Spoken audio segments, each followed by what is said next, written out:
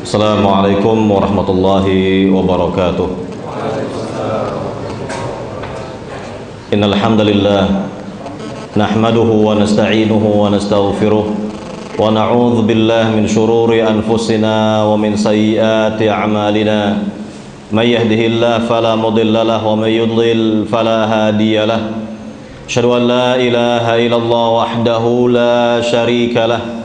Wa asyhadu anna Muhammadan abduhu wa rasuluh, amma ba'd.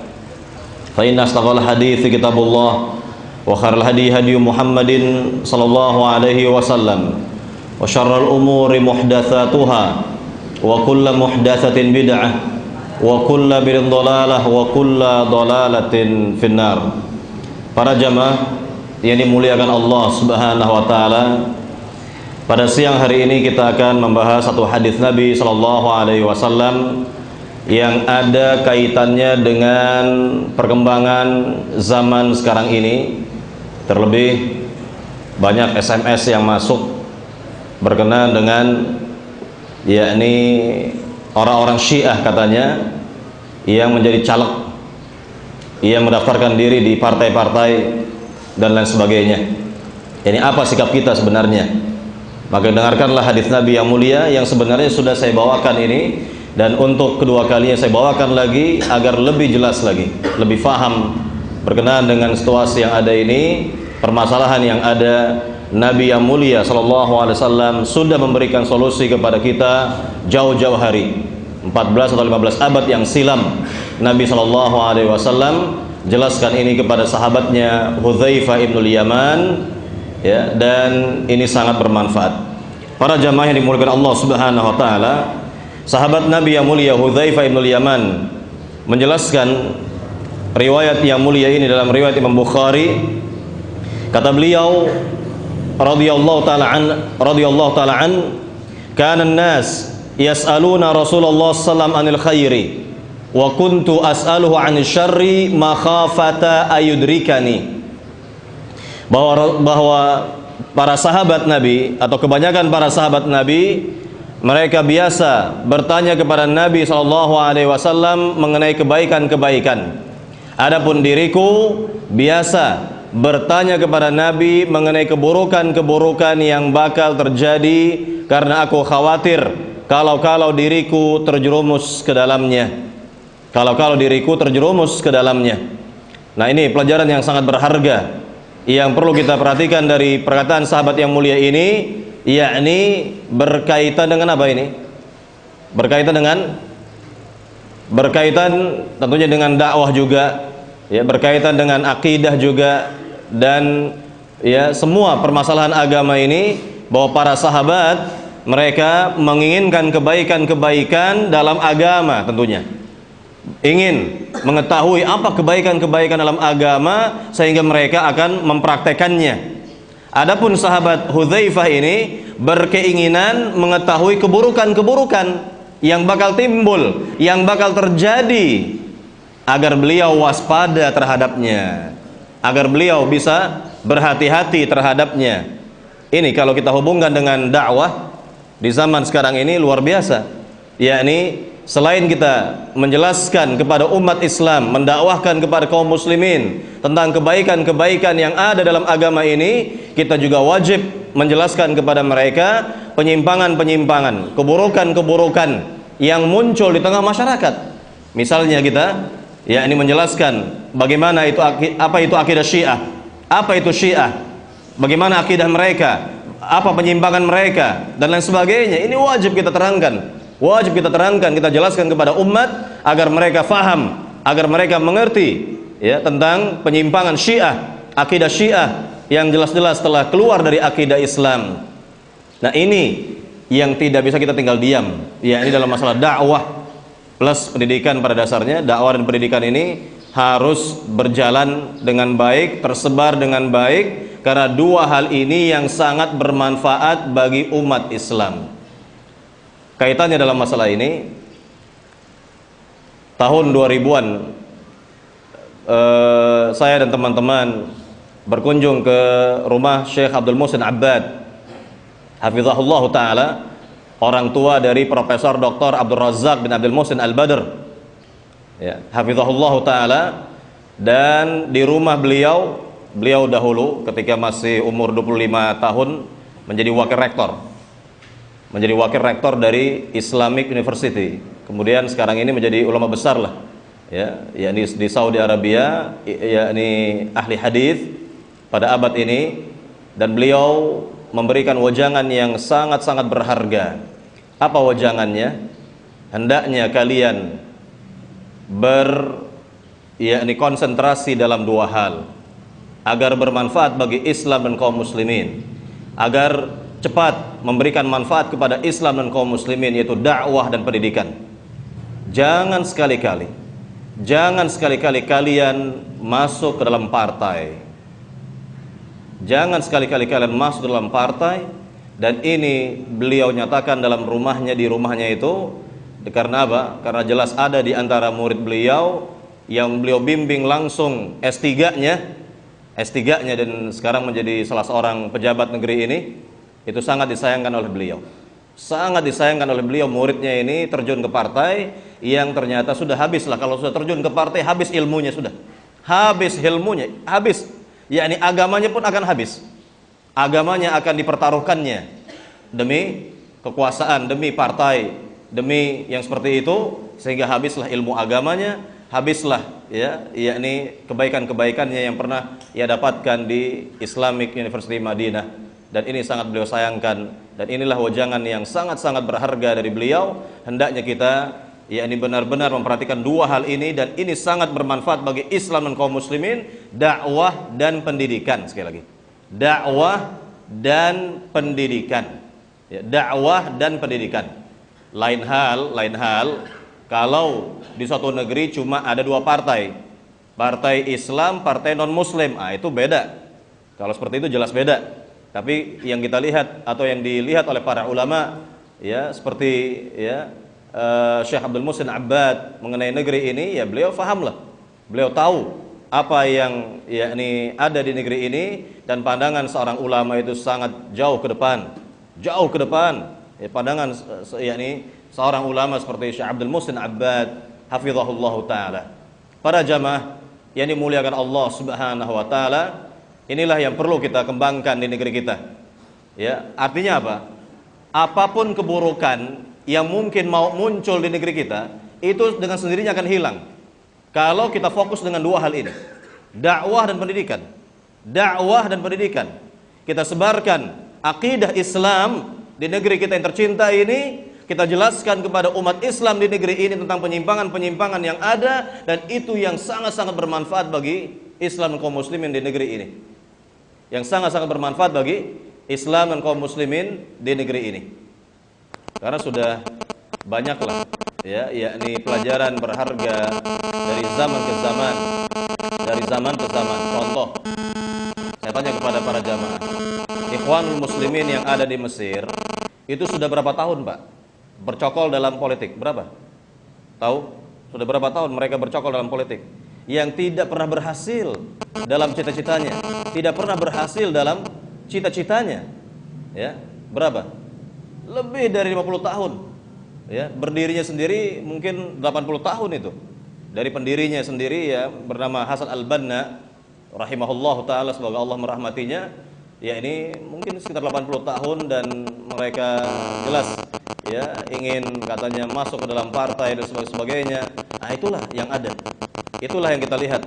Dan juga belum lagi di Aljazair dan sebagainya. Justru keberadaan mereka ini yakni membuat citra Islam itu buruk pada dasarnya. Justru mereka itu membuat citra Islam itu buruk karena mereka ya melakukan aktivitas setan pada dasar ilmu, itu pada dasarnya.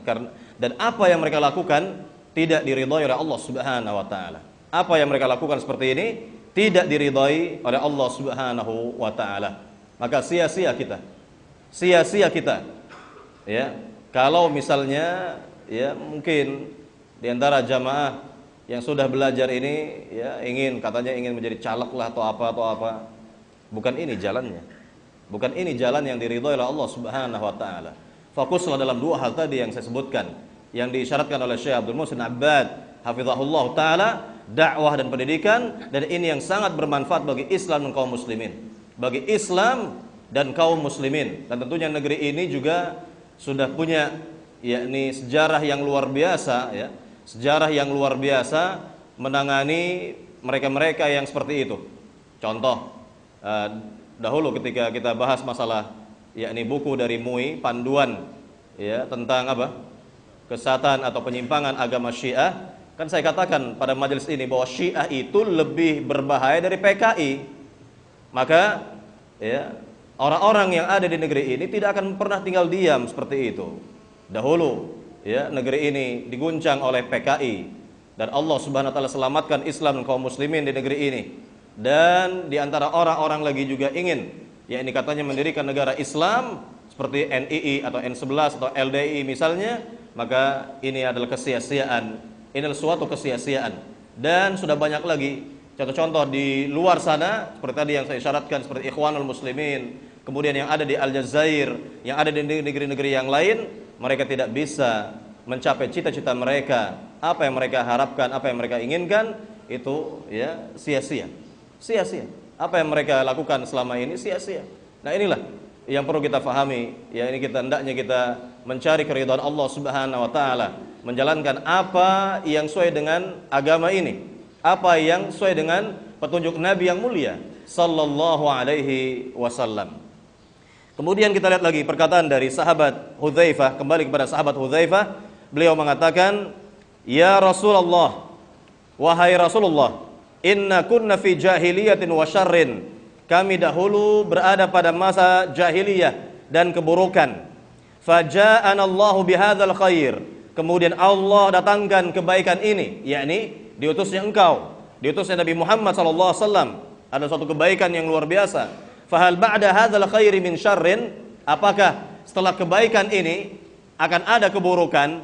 Ini apakah setelah engkau wafat nanti wahai Rasul, apakah ada keburukan yang muncul di tengah umat Islam ini? Apa jawaban Nabi yang mulia? Naam, iya, akan ada keburukan yang muncul di tengah umat ini. Nah, di sini sahabat yang mulia tidak lagi bertanya kepada Nabi apa keburukan tersebut. Kenapa?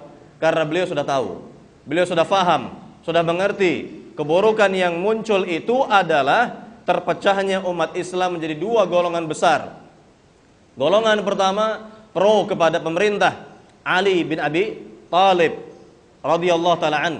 Kemudian golongan yang kedua pro kepada yakni ipar Nabi yang mulia Muawiyah bin Abi Sufyan ya radhiyallahu taala an. Inilah dua golongan besar umat Islam. Maka Nabi SAW mengatakan kepada para sahabatnya ketika masih hidup Nabi dan di hadapannya ada cucu Nabi yang bernama Al-Hasan, apa kata Nabi kepada para sahabatnya? Inna bni hadza sayyidun wa sayuslihullahu bihi baina fi'ataini 'azimataini minal muslimin. Wahai para sahabatku, ketahuilah cucuku ini adalah pemimpin. Dia adalah pemimpin dan kelak cucuku ini akan mendamaikan dua golongan umat Islam, dua golongan besar umat Islam. Dan ini terbukti sabda Nabi yang mulia sallallahu alaihi wasallam, yaitu pada tahun berapa, Pak? Tahun 41 Hijriyah. 41 Hijriyah, yakni di mana umat Islam kembali bersatu di tahun tersebut karena Al-Hasan menyerahkan kekhilafahan, menyerahkan kekuasaan kepada ipar Nabi ya, yang mulia tadi, yaitu Muawiyah bin Abi Sufyan radhiyallahu taala anhum ajma'in. Nah, inilah yang disabdakan oleh Nabi yang mulia tentang keburukan yang muncul itu, dan itu sudah selesai masanya. Sudah selesai masanya. Kemudian sahabat ini kembali bertanya kepada Nabi, kembali kepada hadis Hudzaifah, "Wa hal ba'da dzalika syarri min khairin?" Wahai Rasul, apakah setelah zaman yang buruk itu akan muncul kebaikan, zaman yang baik lagi wahai Rasul? Na'am wa fihi dakhan, kata Nabi. Iya, akan muncul zaman yang baik, namun di dalamnya ada noda. Ada yang menodai zaman tersebut. Maka sahabat Hudzaifah bertanya kepada Nabi yang mulia, "Wa ma dakhanu?" Wahai Rasul, apa yang dimaksud dengan noda itu? Yang menodai zaman tersebut. Kata Nabi SAW, "Qaumun yahduna bi ghairi hadi ta'rifu minhum wa tunkir." Itu satu kaum di mana mereka memakai petunjuk atau memakai manhaj atau metode dalam memahami agama selain dari manhajku, selain dari metodeku, maka engkau akan mengenali mereka dan mengingkarinya. Engkau akan mengenali mereka dan mengingkarinya. Dan ini terbukti juga. Apa yang disabdakan oleh Nabi terbukti, yakni di zaman para sahabat muncul kelompok yang menyimpang, orang-orang yang menyimpang, yakni kaum Syiah Sabaiyah, yang sekarang ini tentu lebih populer dengan sebutan Syiah Rafidhah, Syiah Imamiyah, atau Syiah Itsna Asyariyah, ya. Artinya yang berkembang di dunia sekarang ini, dan termasuk Syiah yang berkembang di negeri kita adalah Syiah Sabaiyah atau Syiah Rafidhah. Kalau dahulu nenek moyang mereka disebut Syiah Sabaiyah karena pendirinya adalah seorang Yahudi yang bernama Abdullah bin Saba atau Ibnu Saba, maka disebut dengan Syiah Sabaiyah. Maka yang berkembang di negeri kita ini adalah Syiah Rafidhah, ya, Syiah Imamiyah atau Syiah Itsna Asyariyah. Dan jelas ya ini merupakan keturunan mereka dahulu, dan apa yang ada pada Syiah sekarang ini jelas adalah sangat ekstrem sekali terhadap Islam dan kaum muslimin, dan hendaknya umat Islam berhati-hati terhadap agama Syiah ini. Para jamaah yang dimuliakan Allah Subhanahu wa taala. Kemudian kita lihat lagi di sini pertanyaan dari sahabat yang mulia. Fahal ba'da dzalikal khairi min syarrin? Wahai Rasul, apakah setelah zaman yang baik yang mengandung noda itu akankah datang keburukan bagi umat Islam? Qala na'am, kata Nabi. Iya, benar. Akan datang satu keburukan kepada umat ini, yaitu du'atun ala abwabi jahannam, para penyeru yang menyerukan masyarakat kepada pintu-pintu neraka jahannam. Ya, para penyeru, para dai yang menyerukan masyarakat, yang menyerukan manusia kepada pintu-pintu neraka jahannam. Kemudian Nabi mengatakan, man ajabahum ilaiha qadhafuhu fiha. Barang siapa memenuhi seruan mereka akan masuk ke dalam neraka jahannam, akan dimasukkan ke dalam neraka jahannam, kata Nabi sallallahu alaihi wasallam. Dan lihatlah, banyak di zaman ini, lebih khusus di negeri kita ini, yang disebut oleh Nabi yakni du'atun ala abwabi jahannam, para penyeru yang menyerukan masyarakat kepada pintu-pintu neraka jahannam. Ya, lihat misalnya para penyeru dari orang-orang Syiah misalnya jelas menyerukan ya umat Islam di negeri ini agar masuk kepada agamanya, masuk kepada keyakinannya, dan melakukan hal-hal yang diyakini oleh orang-orang Syiah misalnya. Atau di antara orang-orang Sufi di negeri ini juga sama.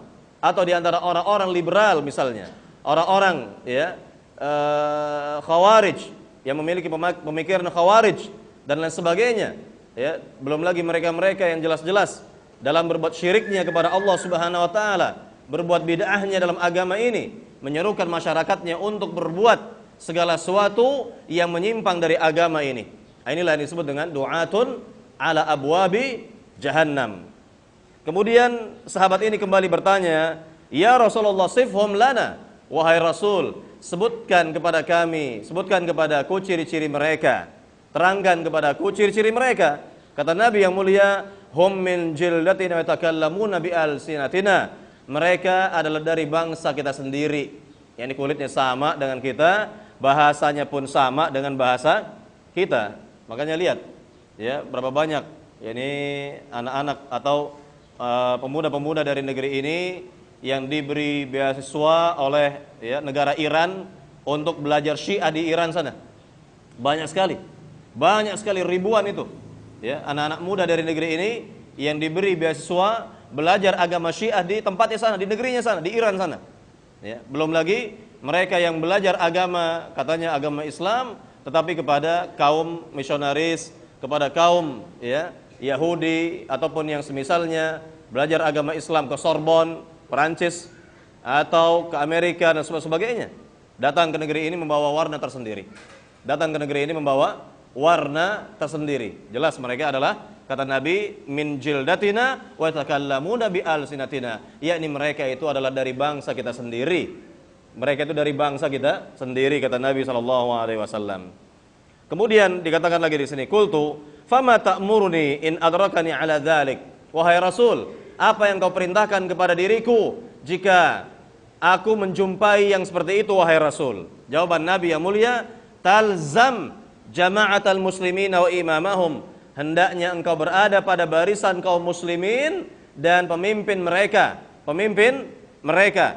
Kemudian sahabat ini kembali lagi bertanya, fa illam yakun lahum jama'ah wala imam, wahai Rasul, bagaimana keadaan umat Islam nanti kalau mereka itu terkotak-kotak, wahai Rasul, bergolong-golong, wahai Rasul, berkelompok-kelompok, wahai Nabi, dan mereka tidak punya pemimpin yang menyatukan kaum muslimin? Apa jawaban Nabi yang mulia? Fa'tazil tilkal firqa kullaha walau anta 'adda bi asli syajarah hatta yudrikakal maut wa anta 'ala dzalik, yaitu tinggalkan semua kelompok-kelompok yang ada. Tinggalkan semua golongan-golongan yang ada itu. Ya, walaupun engkau menggigit pangkal pohon sampai maut datang kepadamu dan engkau tetap berada dalam kebenaran. Engkau tetap berada dalam kebenaran, kata Nabi sallallahu alaihi wasallam. Nah, inilah solusi dari Nabi yang mulia sallallahu alaihi wasallam. Tentu sekali lagi kita tidak akan tinggal diam. Sekali lagi kita sebagai umat Islam tidak akan pernah tinggal diam terkait dengan dakwah Syiah yang sedang berkembang di negeri ini. Walaupun misal di antara mereka menjadi caleg kan begitu. Ya, masuk kepada partai-partai dan sebagainya. Kita sebagai umat Islam di negeri ini tidak akan pernah tinggal diam terhadap dakwah Syiah yang sedang berkembang di negeri kita. Bagaimana caranya? Yakni kita sebarkan dan kita teruskan, artinya semaksimal mungkin dalam penyebaran dakwah dan pendidikan. Ini yang sangat berharga dan ini yang sangat penting bagi negeri ini. Dakwah dan pendidikan. Dakwah dan pendidikan. Ini perhatikan ini. Ini yakni sekali lagi nasihat emas, nasihat yang sangat berharga dari seorang ulama besar di abad ini, Syekh Abdul Muhsin Abbad hafizahullah taala, ya, menekankan dua hal ini. Ya, dua hal ini. Apabila akidah Islam telah menyebar ke seluruh pelosok dari negeri ini, maka apapun yang muncul dari akidah-akidah yang menyimpang, maka tidak akan bisa yakni menguasai negeri ini. Tidak akan mampu menguasai negeri ini. Ini apabila akidah Islam sudah menyebar ke Nusantara ini. Ke Nusantara ini, semua umat Islam faham akidah Islam. Semua kaum muslimin mengerti akidah Islam, dan ini untuk kebaikan negeri yang kita cintai ini. Sekali lagi, kebaikan untuk kebaikan negeri yang kita cintai ini. Para jamaah yang dimuliakan Allah Subhanahu wa taala, inilah usaha-usaha yang perlu kita ditingkatkan. Usaha-usaha yang perlu kita tingkatkan, yaitu dalam masalah dakwah dan pendidikan. Dakwah dan pendidikan. Ya, sekali lagi ini yang perlu ditekankan sekali lagi, dan apa yang dinyatakan oleh Nabi yang mulia sallallahu alaihi wasallam tadi merupakan solusi bagi kita pada zaman sekarang ini. Wallahu taala alam.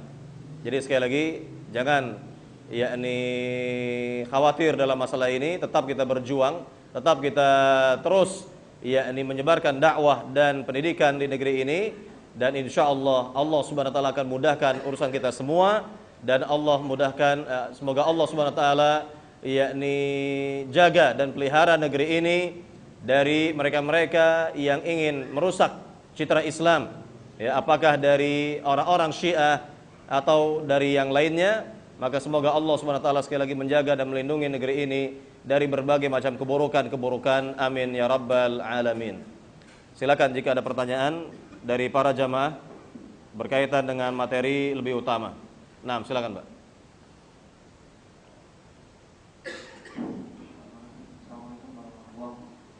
Waalaikumsalam warahmatullahi wabarakatuh.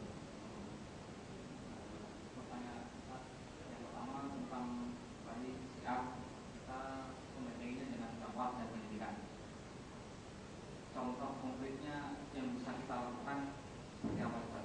Sedangkan kita berhadapan ke depan ini dengan pemilu 2014, di mana salah satu partai sudah mencalonkan tokoh Syiah di situ sebagai calon utamanya dia. Jika hal tersebut jadi kemudian menjadi pemimpin negeri ini dan akhirnya secara masif bahwasanya Syiah semakin menunjukkan hegemoninya gimana? Terus yang kedua, apakah kita tetap hanya diam saja? Maksudnya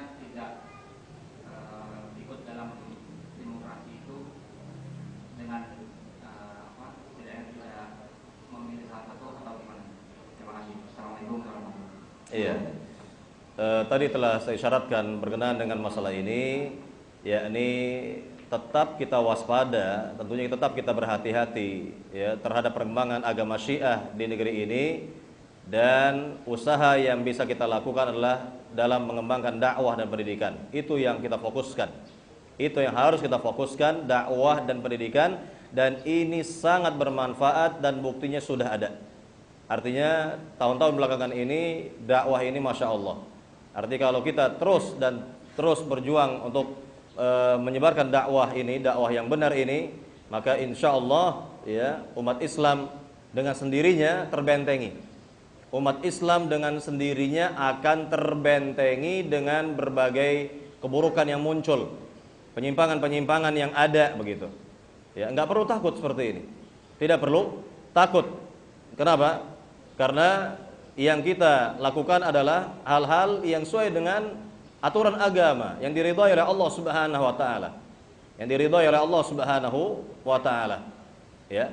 Dan juga umat Islam di negeri ini ya, di antara umat Islam di negeri ini sudah faham, sudah mengerti siapa itu Syiah, apa itu Syiah, bagaimana penyimpangan mereka.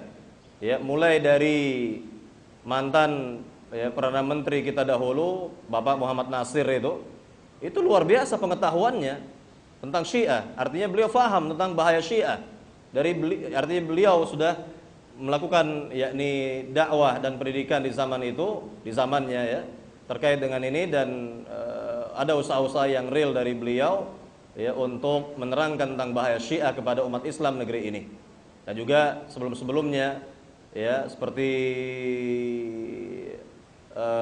yakni ketua MUI kita dahulu ya, Kiai Haji Hasan Basri dan yang lainnya, mereka sudah paham, dan juga termasuk Buya Hamka juga sudah mengerti tentang masalah ini. Maka hendaknya yakni ini yang perlu kita jelaskan kepada masyarakat ya, semuanya yakni hendaknya paham tentang agama yang benar, Islam yang benar, dan penyimpangan-penyimpangan yang ada.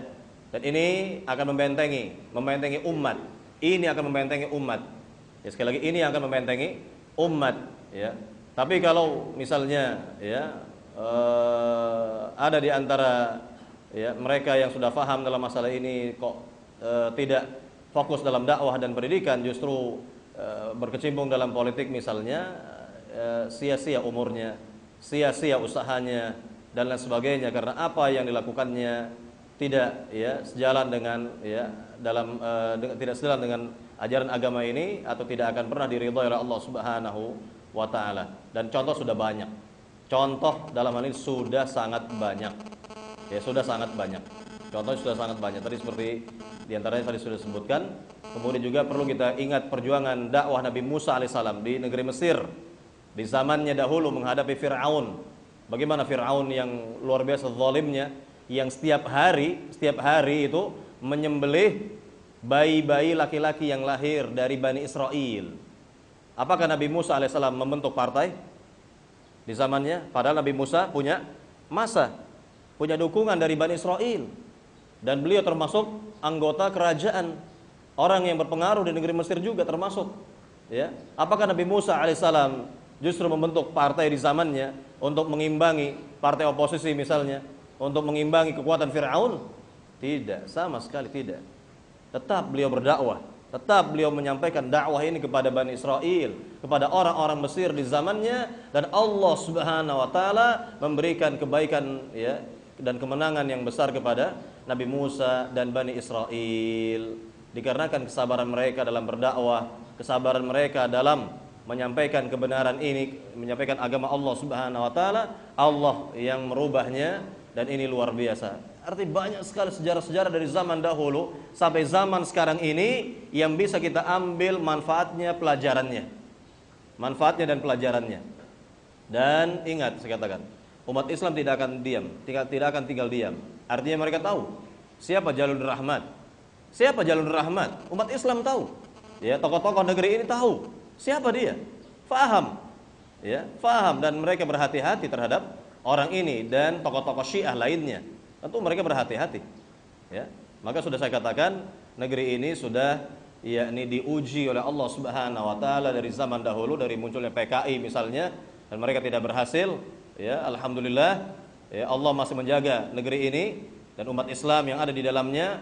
Kemudian juga Allah Subhanahu wa taala menjaga dari yang lainnya yang ingin katanya mendirikan negara Islam yang pada dasarnya mereka tidak, yakni berdasarkan ilmu dan jauh dari Islam yang sebenarnya. Jauh dari Islam yang sebenarnya. Maka sekali lagi yang seperti ini perlu kita sikapi dengan hati-hati, waspada, tetap hati-hati dan waspada. Kemudian usaha yang konkretnya apa? Dakwah dan pendidikan. Maka saya katakan dahulu ketika kita bedah buku mengenai buku panduan dari MUI, kita punya uang berapa? Masing-masing kita ini punya uang berapa untuk mencetak buku yang murah tapi sangat bermanfaat bagi Islam dan kaum muslimin. Kita punya uang berapa? 100.000, 1 juta, 2 juta, ya. Nah, cetak buku itu. Cetak buku itu diantara yakni bukti konkret atau yang nyata sekali, perbuatan yang nyata sekali untuk menyebarkan ajaran Islam dan menjelaskan penyimpangan agama Syiah. Ya, mudah dan murah. Ya, artinya bisa kita lakukan yang seperti ini. Bisa kita lakukan yang seperti ini. Jadi inilah yang bisa kita lakukan diantaranya, dan tentunya sekali lagi tetap dan terus-menerus kita yakni mendakwahkan akidah yang benar dan menjelaskan kepada umat ini penyimpangan-penyimpangan yang ada, ya, dan mudah-mudahan dengan pendidikan dan dakwah ini lebih baik lagi, ya, lebih baik lagi ke depannya biidznillah dengan izin Allah Subhanahu wa taala. Kemudian berkenaan dengan pertanyaan yang kedua, tentu sudah saya isyaratkan dahulu bahwa masalah ini masalah yang besar memang. Cakupannya dalam masalah akidah itu adalah cakupannya dalam masalah akidah, ya, adalah al-wala dan al-bara. Masalah al-wala, sikap berloyal dan sikap berlepas diri. Kepada siapa kita berloyal, kepada siapa kita berlepas diri, ini dijelaskan dalam bidang akidah, dan ini perlu waktu yang cukup, ya, untuk menjelaskan tentang materi al-wala dan al-bara, sikap berloyal dan sikap berlepas diri, ya. Yani secara umum kita katakan kita berloyal tentunya kepada seluruh umat Islam. Kita berloyal kepada seluruh kaum muslimin, terlebih, ya, ahlus sunnah wal jamaah, terlebih mereka yang mencintai, ya, dakwah ini dan sunnah Nabi yang mulia sallallahu alaihi wasallam. Ya, ini kita berloyal kepada mereka, dan kita berlepas diri kepada seluruh orang-orang, ya, non muslim. Berlepas diri kepada orang-orang musyrik, berlepas diri dari orang-orang non muslim secara umum demikian. Nah, ini, ya, sikap loyal dan sikap berlepas diri. Tapi sekali lagi perlu waktu untuk menjelaskan hal ini, ya, mudah-mudahan ada waktu nanti ke depannya kita akan jelaskan biidznillah taala, wallahu taala alam. Ada waktu lagi? Nah, silakan, Pak. Bagaimana mengenai sebagian dari saudara kita yang mempersiapkan diri dengan latihan bela diri atau menyimpan senjata dengan pikiran mereka untuk jaga-jaga kalau tidak menyerang? Kalau latihan bela diri, ya silakan saja. Ya, artinya itu urusan masing-masing, urusan pribadi untuk latihan bela diri. Yang terpenting itu adalah belajar ilmu agama. Ya, belajar ilmu agama, belajar ilmu bela diri penting. Tapi belajar ilmu agama lebih penting atau jauh lebih penting. Jauh lebih penting. Artinya jangan kita disibukkan misalnya dengan yang seperti ini sehingga belajar agama tidak lagi misalnya. Jangan terjadi seperti ini. Yakni kita prioritaskan belajar ilmu agama dan belajar ilmu bela diri juga, ya, penting bagi kaum muslimin. Kita tidak menafikan yang seperti ini. Kita tidak menafikan yang seperti ini. Artinya apa? Yakni sikap hati-hati yang saya katakan tadi. Sikap hati-hati dan waspada ini harus ada pada umat Islam di negeri ini, karena memang, ya, agama Syiah sedang berkembang. Sekali lagi saya katakan sedang berkembang di negeri kita ini. Jadi hal seperti tadi tidak menafikan dan boleh-boleh saja silahkan melakukan yang seperti ini, dan tentunya sikap hati-hati dan waspada ini perlu ada pada diri setiap muslim, dan yang sangat perlu adalah mereka belajar akidah, mereka belajar agama, lebih khusus masalah akidah, agar mereka terlindungi, terjaga dari, ya, akidah-akidah yang menyimpang, ya, dari akidah Islam, dari akidah Rasul dan para sahabat radhiyallahu taala anhum ajma'in. Barangkali ini yang perlu kita perhatikan, yang perlu kita pahami dalam pembahasan singkat di siang hari ini. Mudah-mudahan dari wasiat Nabi yang kita bacakan di siang hari ini bermanfaat bagi kita semua, bisa kita ambil pelajaran berharga darinya. Lebih kurangnya saya mohon maaf. Wallahu taala alam. Nabiyana Muhammad walhamdulillahirabbil alamin. Subhanakallahumma wa bihamdika asyhadu an la ilaha illa anta astaghfiruka wa atubu ilaik. Assalamualaikum warahmatullahi wabarakatuh.